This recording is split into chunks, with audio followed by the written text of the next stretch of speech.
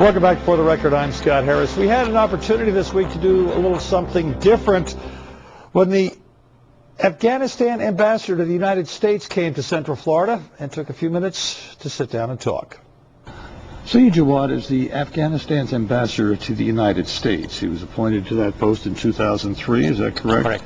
But you're very familiar with both countries. You left Afghanistan in the Soviet invasion in the 80s. You actually came to the United States. You went to school both in Germany and San Francisco, and you worked here for many years and went back to your country to work for President Hamid Karzai after September 11th. Did I get all that right? Absolutely right. Yes, I did work here. I want to get an idea from you. Your country, I think, is going to become even more important. Well, we're going to learn a lot more about it in the next few years. A lot of Americans began to learn about it after September 11th, but then our emphasis has shifted to Iraq in one way or another. Right. But I gather, and maybe you can tell me if you think it's the same thing, that there may be some emphasis diplomatically and militarily shifting back to Afghanistan. Do you see that coming?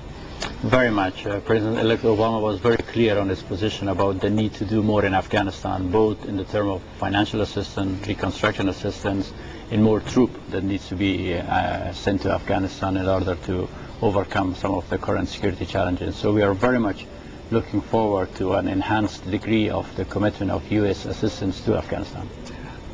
What mistakes are we making, in the United States making, in the way we deal with the problems in Iraq and maybe have dealt with the problems in Afghanistan? Well, we are making a lot of progress. Let's not lose sight of that, especially in Afghanistan. So if you compare where we were 6 years ago during the time of the Taliban, that Afghanistan was a source of danger to itself, to the region, to the world, we have made tremendous progress. Yet, we have not overcome the security challenges. I think the big mistake that was made in the past 6 years was to build the capacity of the Afghan security forces to confront the terrorists and the Taliban on one hand, and on the other hand, address the issue of the terrorist sanctuaries on the other side of the border of Afghanistan and Pakistan. Afghanistan, the history of Afghanistan has been a country that it's been very hard for somebody to come into and take control of. The Soviets found that, but this goes back centuries, does it not?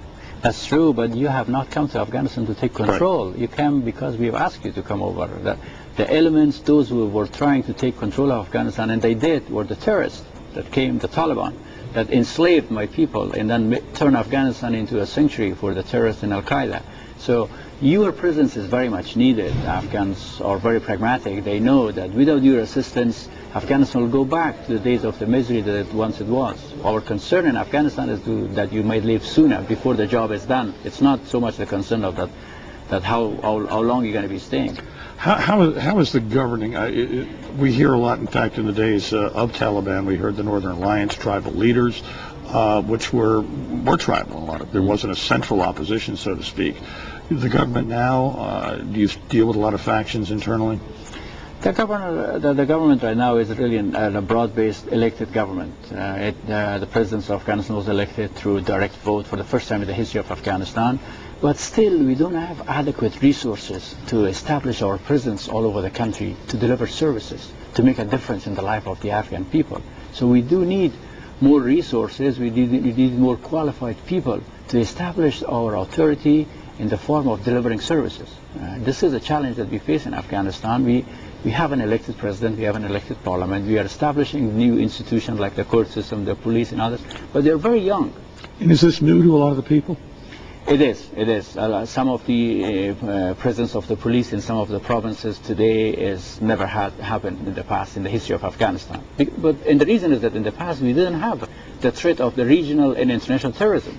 So it was a relatively poor country, but the forces inside were containing each other. Today we have this foreign element of threat of regional and international terrorism by Arabs, Uzbeks, Chechens, and many other Pakistanis are coming to Afghanistan and causing trouble not only for Afghans but also for Pakistan, for the region, for the world. That's why we need to establish these state institutions. The traditional mechanism of controlling the society doesn't work anymore. Do you think, are you optimistic? I'm very optimistic. We have come a long way in Afghanistan. We are not out of the woods, certainly, but if you compare to where we started 7 years ago, it's amazing. Just look at an example. I, as ambassador of Afghanistan, I'm coming and speaking at the school. to a number of young kids who are interested to know what's going on in Afghanistan. This is a tremendous change.